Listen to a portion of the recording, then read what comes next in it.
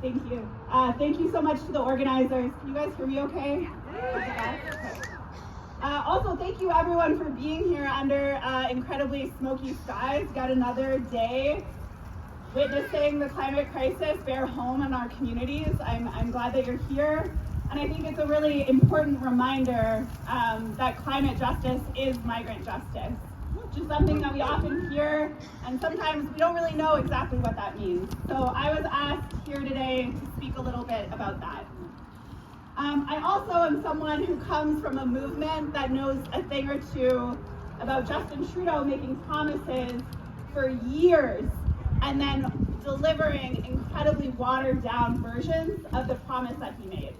So I have a thing or two to share about what it means to continue to fight even after we get what will inevitably be a watered down version of regularization. We know that this fight does not end until it's regularization for all without exception.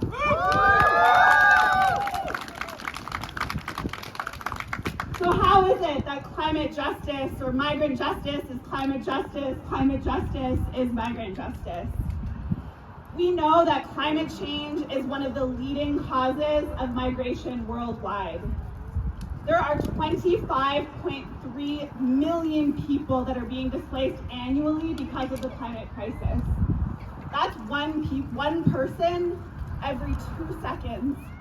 One person every 2 seconds that is being displaced within their countries, within their communities, from their communities because of fires, floods, crop loss. It is a massive, massive crisis, and climate change is only getting worse, as we know. Entire nations that have contributed the least to the climate crisis are the ones that are being hit hardest. Entire Pacific Island nations, Bangladesh, Pakistan, nations that could be underwater within a decade. And even within Canada's own borders, we know that it's disproportionately migrant workers that are being hit hardest by the climate crisis. It is seasonal agricultural workers that are picking our food in crops under smoky skies, under wildfire advisories. They are the last to get to leave their communities. We know that it's migrant caregivers, many of whom I've spoken to, who have to flee wildfires with their employers and continue to care for the children even after they've been laid off because of contracts that tie them to those employers. They're rebuilding communities, they're caring for families in the wake of climate disasters while not being paid fair wages for their labor, while being separated from their own families back at home. Shame! And at the same time, while we know that the global north is disproportionately responsible for the climate crisis, we also know that it's actually a handful of billionaires, a handful of corporate elites that are fueling this crisis.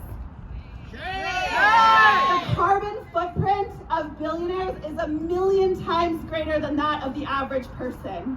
So yes, this is a battle of carbon footprints between the global north and the global south. But more than that, far more than that, it is a battle between a handful of billionaires that are fueling this crisis at the expense of the rest of us.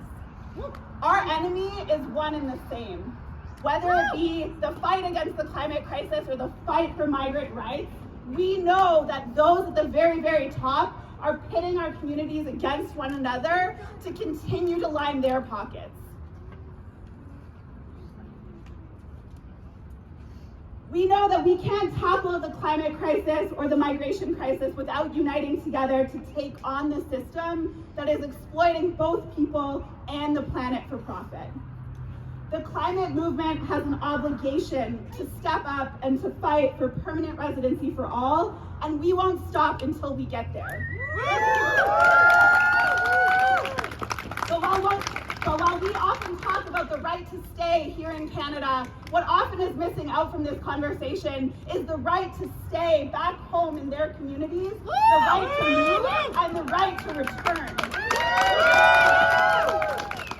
The right to stay must become the rallying cry of the climate justice movement, because no one should be forcibly displaced from their home communities, whether that be oil and gas workers in Fort McMurray, Filipino nurses back home in the Philippines, or agricultural workers in sub-Saharan Africa. No one should be forcibly displaced from their own communities. Together, we can build a global movement that is powerful enough to tear down this billionaire class that divides us against one another. Finally, I want to end by saying that everything that I have learned about effective organizing, I've learned from migrant rights organizers. What they've taught me is that while we respond to one deportation or one disaster after another, we can't lose sight of the system that drives these crises in the first place. We cannot lose sight of the crisis that is leading to these disasters, that is leading to one deportation after another. So let's fight for regularization for all. Let's fight until we win regularization for all. But let's also not lose sight of the system that is forcing people to leave their communities in the first place.